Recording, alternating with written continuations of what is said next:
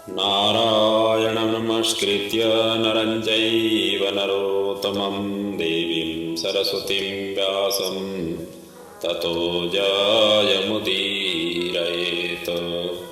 व्यासाय विष्णुरूपाय व्यासरूपाय विष्णवे नमो वै ब्रह्मदेवाय वसिष्ठाय नमो नमः। गुरुर्ब्रह्मा गुरुर्विष्णु गुरुर्देव महेश्वर गुरु साक्षात् परब्रह्मा तस्मै श्री गुरवे नमः।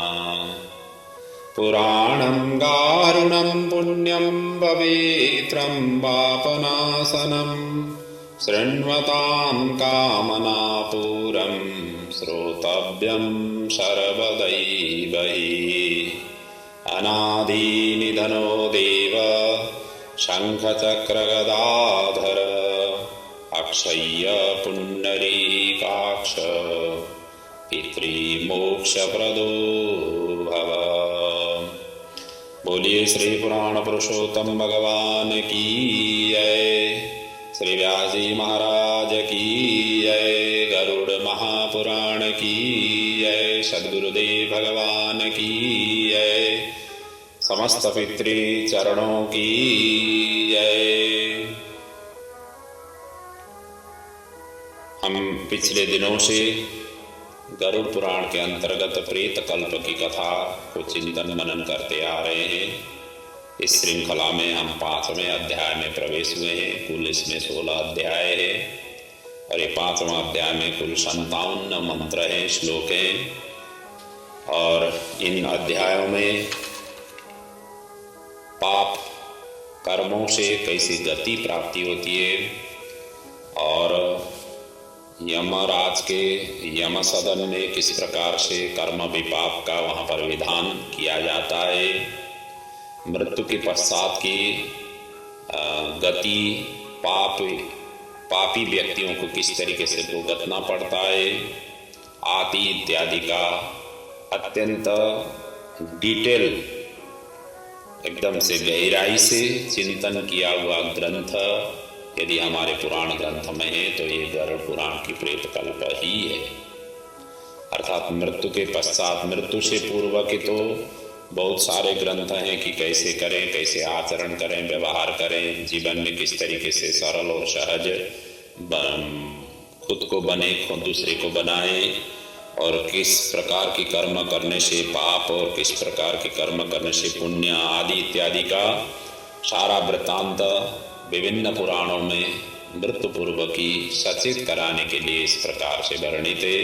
परंतु मृत्यु के पश्चात जीव का कैसे गति होता है, जो पाप मूलतः जो पापी हैं, जो पाप कर्म किए हुए हैं, उनका कैसा गति होता है, इसके एकदम से अंश मतलब एक एक भावों को, एक एक स्वरूपों को ये प्रेत कल्प ने वर्णन किया हुआ है।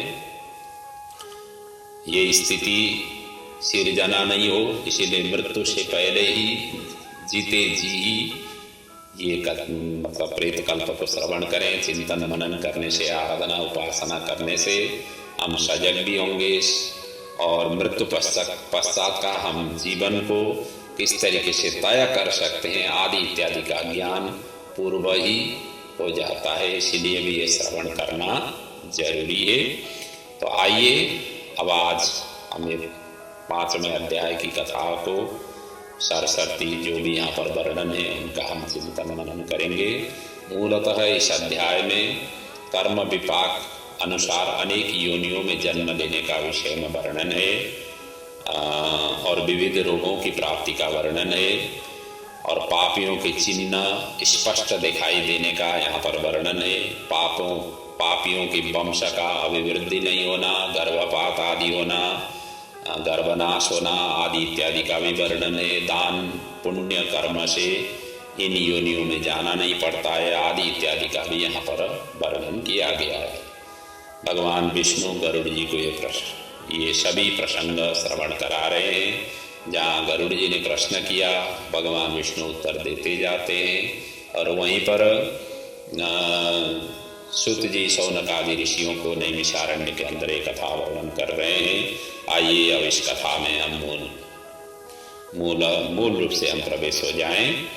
गरुड़ जी यहाँ पर प्रश्न कर रहे हैं, ये न च पापेन यद्यत् छिन्न प्रजायते यान्याम योनि च गच्छन्ति तन्मे कथय केशव। ये केशव, जिस पाप से जो चिन्ह प्राप्त होते हैं और जिन जिन योनियों में जीव जाते हैं वो मुझे बताइए। इस प्रकार से उन्होंने प्रश्न पूछा। तो भगवान मुनि का उत्तर देते हुए कहते हैं, हे पक्षीराज, हे गरुड़, नरक से आए हुए पापी जिन पापों के द्वारा जिस योनियों में जाते हैं और जिस पाप से जो चिन्ह होता है वो मैं सविस्तार वर्णन करता हूँ, श्रवण करो। ऐसा कहते हुए कहते हैं, ब्रह्मा क्षय रोगी शागोग्नो शात्कुब्जको जड़ कन्यागाति भवेत पुष्टि त्रय चांडाल योनिषु। जो ब्रह्म हत्यारे हैं वो क्षय रोगी होकर के जन्म लेंगे, गाय की हत्या करने वाले मूर्ख और कुबड़ा होकर के जन्म लेंगे, कन्या की हत्या करने वाले कोढ़ी होकर के जन्म लेंगे, और ये तीनों ही पापी चांडाल योनि में जन्म लेंगे। इसी प्रकार आगे जाकर के कहते हैं, स्त्री घाती गर्भपाती च पुलिंदो रोगवान भवेत अगम्यागमना षंडो दुश्चरमा गुरुतल्पग। अर्थात स्त्री की हत्या करने वाला, गर्भपात करने वाला, पुलिंद अर्थात भिल्ल होकर के जन्म ले लेगा और वो भी रोगी होकर के। इसी प्रकार परस्त्री गमन करने वाला नपुंसक होकर के जन्म लेगा, गुरु पत्नी के साथ व्यभिचार करने वाला चर्म रोगी होकर के जन्म लेगा, मांस का भोजन करने वाला अंग अत्यंत लाल होकर के जन्म होगा, मद्य पीने वाला दांत काले कपिश वर्ण के होकर के जन्म लेंगे, लालच बस अभक्षाभक्षण करने वाले ब्राह्मण को महोदर रोग से ग्रसित होकर के जन्म होगा। अर्थात जन्म लेने के पश्चात इस प्रकार के रोगों का उन्हें सामना करना पड़ेगा। जो दूसरे को दिए बिना मिष्ठान्न खाता है या दूसरे को बंटवारा किए बिना जिनको देना चाहिए नहीं दे करके खुद ही ग्रहण कर लेता है, उसे गले में गंडमाल रोग से होकर के जन्म लेगा। और श्राद्ध में अपवित्र अन्न देने वाला श्वेत कुष्ठी होकर के जन्म लेगा। इसी प्रकार गर्भ से गुरु का अपमान करने वाला मनुष्य मिर्गी का रोगी होकर के जन्म, मतलब ऐसा रोगी होकर के जीवन यापन इन्हें करना पड़ेगा। इसी प्रकार वेद शास्त्र की निंदा करने वाला पांडु रोगी, झूठी गवाही देने वाला गूंगा, पंक्ति भेद करने वाला काना, विवाह में विघ्न करने वाला व्यक्ति बधिर अर्थात नहीं ओष्ठ रहित होकर के और पुस्तक चुराने वाला जन्मांध होकर के जन्म लेगा। इसलिए कहा गया है, कूटः साक्षी भवेन्मुखः काणः स्यात् पंक्ति भेदक अनोष्ठो स्यात् विवाहाग्नो जन्मांध पुस्तकम हरेत।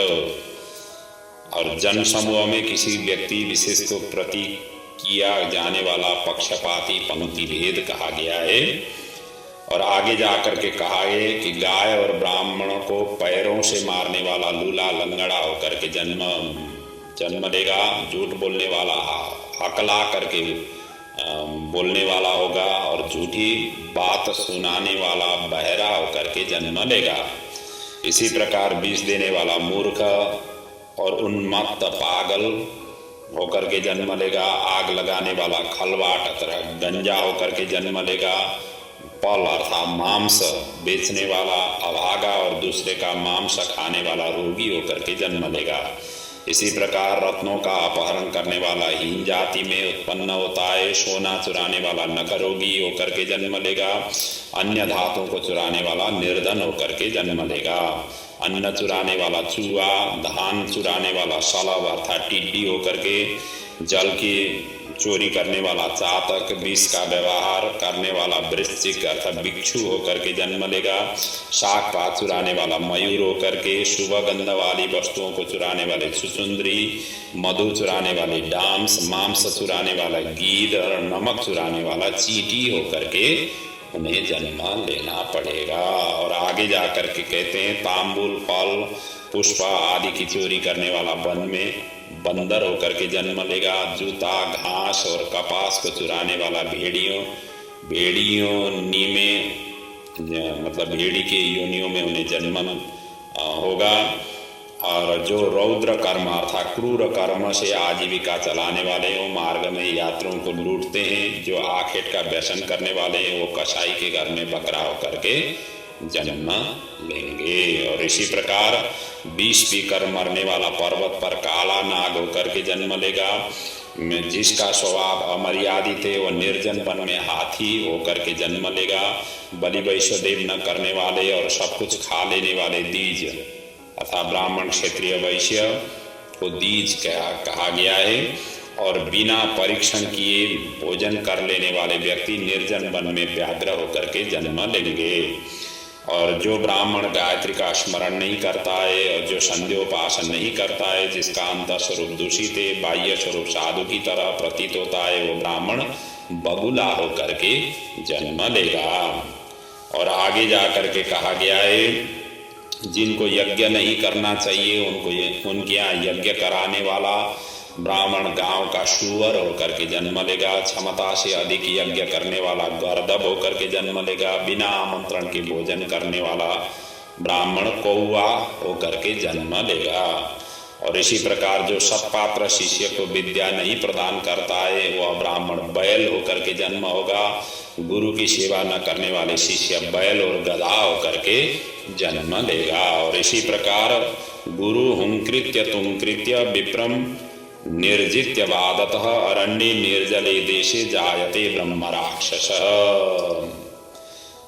जो गुरु के प्रति अपमान के तात्पर्य से हूँ या तू और मैं ऐसे शब्द का उच्चारण जो करने वाला है या वाद विवाद में जो ले आने वाला है, ऐसे ब्राह्मण को पराजित करने वाला जल विहीन अरण्य में ब्रह्म राक्षस होकर के वो जन्म लेगा।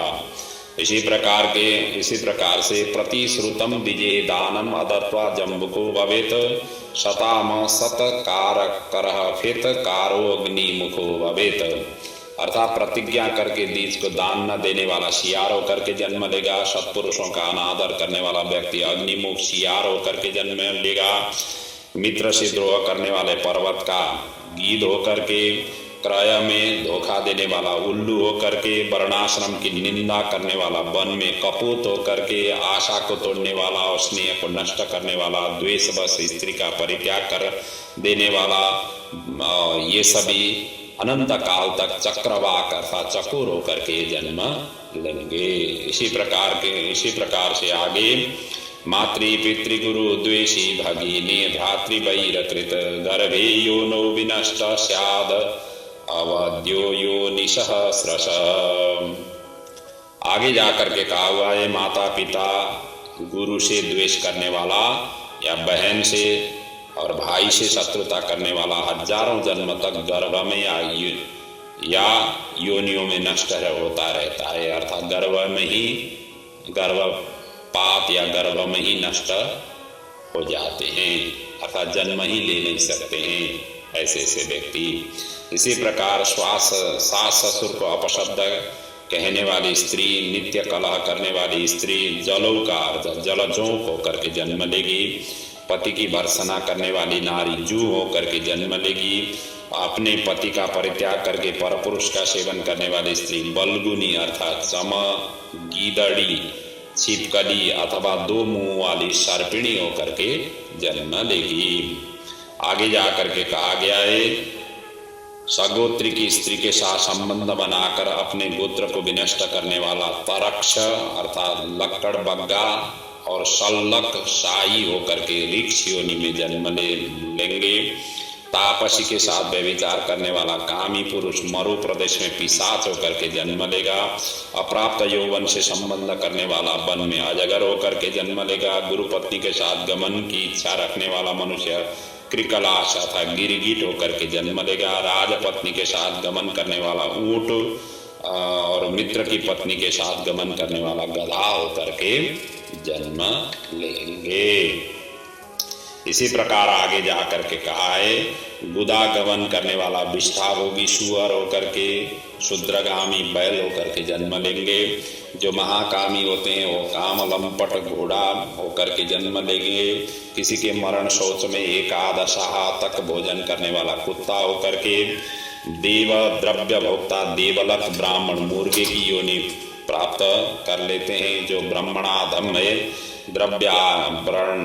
ब्राह्मण अधम होकर के द्रव्य आर्जन के लिए देवताओं की पूजा करता है, वो देवलक कहलाता है और वो देव कार्य और पितृ कार्य के लिए वो निंदनीय माना गया है। इसी प्रकार आगे जा करके कहते हैं द्रव्यार्थम देवता पूजम यह करोति दिजादम सबई देवलको नाम अव्यकव्येषु गर्हित। इस प्रकार से देवलक के विषय में वर्णन किया हुआ है।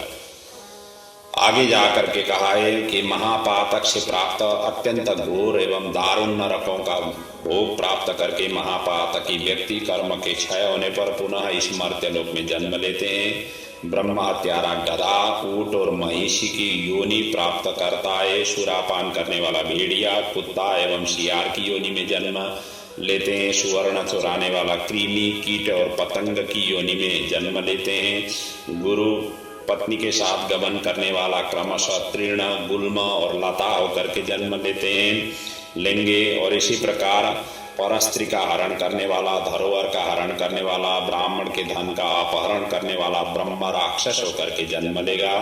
ब्राह्मण का धन कपट स्नेह से खाने वाला 7 पीढ़ियों तक अपने कुल का विनाश करता है और बलात्कार और चोरी के द्वारा खाने पर जब तक चंद्रमा और तारों की स्थिति होती है तब तक वह अपने कुल को जलाता ही रहता है। ब्रह्मस्वम प्राणयादोक्तम दहत्या सप्तमम कुलम बलात्कारेण चौर्येण दहत्या चंद्र तारकम।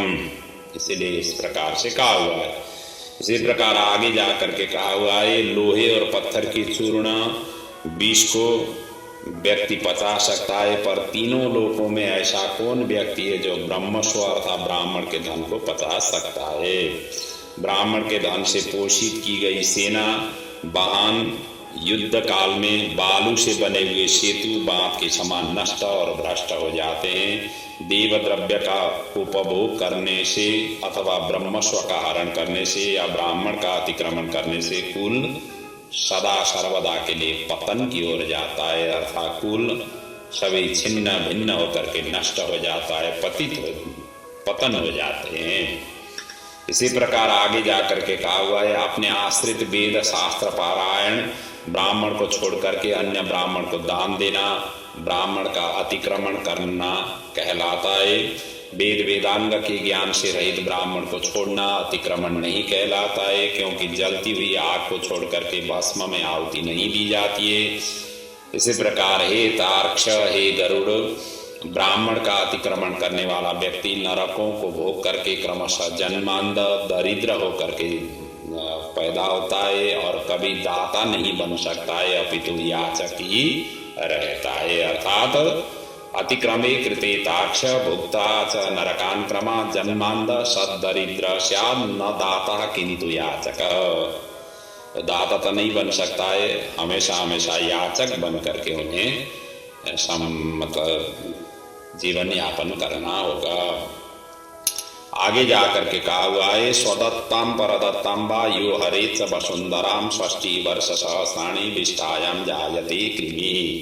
अर्थात आपने दी हुई अथवा दूसरे द्वारा दी गई पृथ्वी को जो छीन लेता है वो 60,000 वर्ष तक विष्ठा के कीड़ा होकर के जन्म लेता है। जो स्वयं कुछ दे करके पुनः स्वयं ले भी लेता है वह पापी 1 कल्प तक नरक में रहता है। जीव का अथवा भूमि का दान दे करके यत्न पूर्वक उसकी रक्षा करनी चाहिए। जो रक्षा नहीं करता है प्रत्युत उसे हर लेता है वह पंगु लंगड़ा कुत्ता होकर के जन्म लेता है। इसी प्रकार से ब्राह्मण का आजीविका देने वाला व्यक्ति 1 लाख गोदान का फल प्राप्त कर लेता है और ब्राह्मण की वृत्ति हरण करने वाला बंदर, कुत्ता और लंगूर होकर के जन्म लेता है। हे पक्षीराज, प्राणियों को अपने कर्म के अनुसार लोकों में पूर्वोक्त योनियां और शरीर पर चिन्ह देखने को मिलते हैं। इस प्रकार दुष्कर्म पाप करने वाले जीव नारकीय यातनाओं को भोग करके अवशिष्ट पापों को भोगने के लिए इन पूर्वोक्त योनियों में अर्थात अभी तक जो वर्णन किए हुए हैं उन योनियों में इन्हें जन्म लेना पड़ता है। एवं दुष्कर्म कर्तारो भुक्ता नीरयता यातनाम जायन्ते पापशेषेण प्रोक्ता श्वेतासु योनिषु। आगे जाकर के कहा हुआ है, इसके बाद हजारों जन्म तक तिर्यक पशु पक्षी का शरीर प्राप्त करके वो बोझा ढोने आदि कार्यों से दुख प्राप्त करते हैं। फिर पक्षी बन करके वर्षा शीत आतप अर्थात घाम से दुखी होते हैं। इसके बाद अंत में जब पुण्य और पाप बराबर हो जाते हैं तब मनुष्य की योनि उन्हें मिलती है। अर्थात पापों का प्रक्षालन पूर्ण होने के पश्चात ही उन्हें पुनः मनुष्य योनि उन्हें प्राप्त हो जाती है। स्त्री पुरुष के संबंध से वो गर्भ में उत्पन्न होकर के क्रमशः गर्भ से लेकर मृत्यु तक के दुख प्राप्त करके पुनः वो मर जाते हैं। इस प्रकार सभी प्राणियों का जन्म और विनाश होता है। यह जन्म मरण का चक्र चारों प्रकार की सृष्टि में चलता ही रहता है। ब्रह्मा जी ने 4 प्रकार की सृष्टि किए हुए हैं, जिसमें उद्वीज, स्वेदज, अंडज और जरायुज, ये 4 प्रकार की सृष्टि है। उद्वीज उसको कहा गया है जो जमीन को फाड़ करके उत्पन्न होते हैं, जैसे वृक्ष हो गया, लता, गुल्मा आदि, ये उद्वीज कोटि में आ जाते हैं। उसी प्रकार स्वेदज उसको कहा गया है जो पसीने से, दुर्गंधि से जो उत्पन्न होते हैं, जैसे कीड़े मकोड़े हो गए, जू हुए, खटमल आदि है, ये सभी जो छोटे छोटे जीव जंतु हैं, ये सभी स्वेदज कोटि में आ जाते हैं। इसी प्रकार अंडज कोटि, अंडा को विदीर्ण करके जो पैदा होते हैं उनको अंडज कहा गया है। जैसे पक्षी आदि प्राय सभी पक्षी अंडज कोटि में आ जाते हैं। और जरायुज, चौथे नंबर में जरायुज, जो साल नाल के साथ में जो जन्म होते हैं, पैदा होते हैं, उनको जरायुज कोटि में आ जाते हैं। जो मनुष्य हैं, पशु हैं, जो साल नाल के साथ में जन्म लेते हैं। तो यही 4 प्रकार की ही मूलतः ये 84 लाख योनियों की जो परिकल्पना है, जो वर्णन है, उसमें ये 4 प्रकार की योनि का ही बृहत्तर 84 लाख स्वरूप है। इस प्रकार से समझना चाहिए। और ये प्रक्रिया ये चारों प्रकार की सृष्टि में चलता ही रहता है। और अंतिम में भगवान कहते हैं, मेरी माया से प्राणी घटी यंत्र की भांति ऊपर नीचे की योनि में भ्रमण करते रहते हैं। कर्म पास से बंधे रह करके कभी वो नरक में और कभी भूमि पर जन्म लेते हैं। अब इन सभी को अंतिम में संक्षिप्त में ये वर्णन कर रहे हैं कि भगवान की जो दान नहीं देते हैं, जो पुण्य कर्म नहीं करते हैं, जो अपने सत्कार्य सत्कर्म अपने जीवन में नहीं करते हैं, उनको ही इस प्रकार की योनियों में जन्म लेते हुए भोग करके फिर मृत्यु होना, फिर जन्म लेना, फिर इसी प्रकार की दुख कष्ट और पाप कर्म करते हुए फिर मृत्यु होना, इस प्रकार की ही साइकिलिंग ऑर्डर में वो चलते रहेंगे। इसीलिए कहा गया है, अदत्त दानात् स भवेत् दरिद्रो दरिद्र भावात् स करोति पापम पापः प्रभावात् नरके प्रयाति पुनर्दरिद्र पुनरेव पापी। अर्थात दान न देने से प्राणी दरिद्र होता है, दरिद्र हो जाने पर फिर पाप कर्म कर लेता है और पाप के प्रभाव से नरक में जाता है और नरक से लौट करके पुनः दरिद्र और पुनः पापी होता है। और वहीं पर कहा गया है, सत्पात्र दानात् स भवेत् धनाढ्यो धनः प्रभावात् प्रकरोति पुण्यम पुण्यः प्रभावात् त्रिदिवं प्रयाति पुनः धनाढ्य पुनरेव दानी। अर्थात सत्कर्म करने वाले लोगों से, दान पुण्य आदि करने वाले लोग से स्वर्गादि लोकों में जाने को मिलता है और स्वर्गादि लोकों में अपना पुण्य का भोग करने के पश्चात यदि इस धराधाम में आना भी पड़ा, मतलब मनुष्य योनि में आना भी पड़ा, तो अच्छे कुल में, अच्छे खानदान में, अच्छे परिवार में उन्हें जन्म लेने का सौभाग्य मिलता है।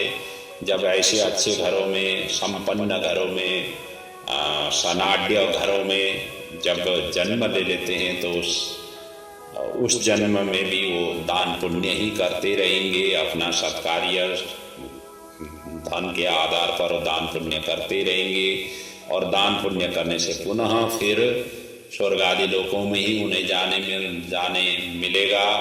फिर उनको पुण्य का क्षय होने के पश्चात पुनः फिर इसी प्रकार से शत पात्र शत कुलीन ऐसे घरों में उनका पुनः पुनः जन्म होगा। अर्थात जो दान पुण्य आदि करते हैं उनकी साइकिलिंग ऑर्डर स्वर्ग आदि लोकों और अच्छे घर परिवार में जन्म लेने का, और वहीं पर जो दान पुण्य आदि नहीं करने वाले मतलब पाप कर्म करने वाले लोगों का दरिद्रपन होना और पाप कर्म में संलग्न होना, और जिसके कारण वो पुनः नरक में जाना, नरक से फिर यातना भोगने के पश्चात यहाँ आने के पश्चात फिर उसी प्रकार की मतलब पाप कर्मों में संलग्न होना, दरिद्र होकर के जन्म लेना, यही साइकिलिंग ऑर्डर में इनका चलता रहता है। इसलिए अपने आप को सजग और सचेत होते हुए जितना बन सके अपने जीवन में, ये जीवन ही परोपकार के लिए है, दूसरे के लिए ये शरीर बना हुआ है। हम जो कुछ भी आज के दिनों में जो भी हम प्रयोग में ले आते हैं, अपने ज़रूरतमंद की जो भी चीज़ें हैं, ये सारा का सारा दूसरे ने ही तैयार करके बाजार में रख दिया हुआ है। जहाँ से भी हम प्रयोग में ले आते हैं, जो भी चीज़ हम प्रयोग में ले आते हैं, चाहे भोजन की चीज़ें हो, चाहे फल फूल हो, चाहे लत्ते कपड़े हो, चाहे हम गाड़ी या जो साधन हम यूज करते हैं आदि इत्यादि जितने भी हैं, ये सभी की सभी दूसरे ने ही तैयार करके तैयार किया हुआ है। हम लोग खुद ने तैयार नहीं किया हुआ है। तो इसीलिए जहाँ जहाँ जो भी कार्य हम कर रहे हैं या प्रयोग में ले आ रहे हैं, ये दूसरे के लिए, दूसरे के ही बनाया हुआ चीज़ हम प्रयोग में ले आ रहे हैं। इसीलिए ही हमें ये शरीर दूसरे के उपकार के लिए ही मिला हुआ है। जितना बन सके दूसरे के उपकार करते रहना चाहिए, यही हमारे शास्त्र के निर्देशन है। परोपकार पुण्याय, परोपकार ही पुण्य कार्य के लिए मार्ग प्रशस्त किया हुआ है। इसलिए परोपकार जितना बन सके शरीर से करते रहना चाहिए।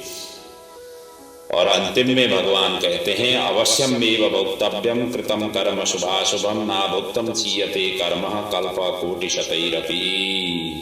भगवान कहते हैं, प्राणियों के द्वारा जो भी कर्म किए हुए, चाहे वो शुभ हो चाहे अशुभ हो, दोनों को ही फल भोग अवश्य ही भोगना पड़ता है।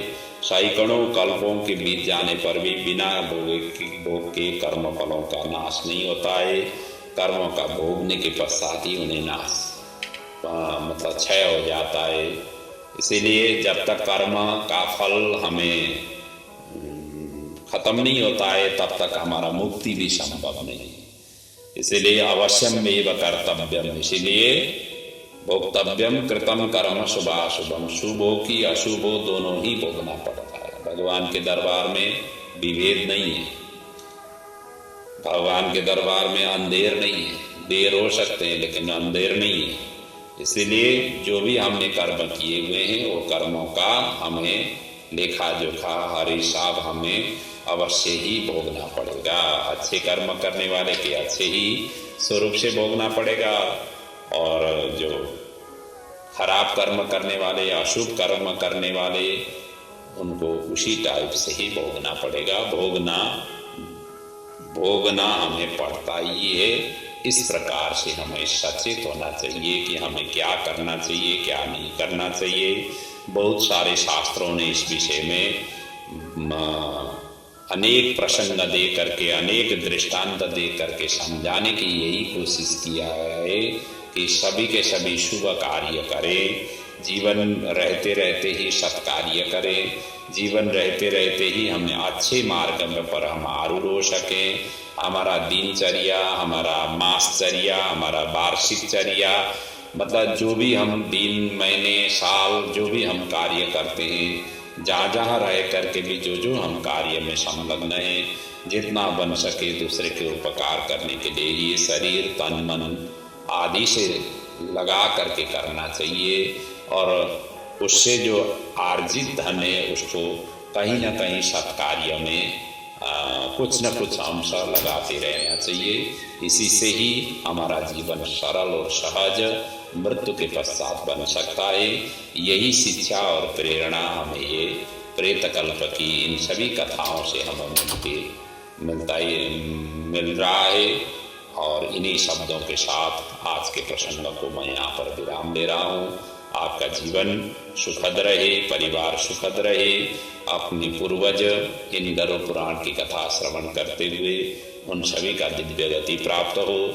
इन्हीं शुभेच्छा शुभकामना के साथ सबको जय श्री राधे, जय श्री कृष्ण। ओम पूर्णमदः पूर्णमिदं पूर्णात् पूर्णमुदच्यते पूर्णस्य पूर्णमादाय पूर्णमेवावशिष्यते। ओम शांति शांति शांति। ओम।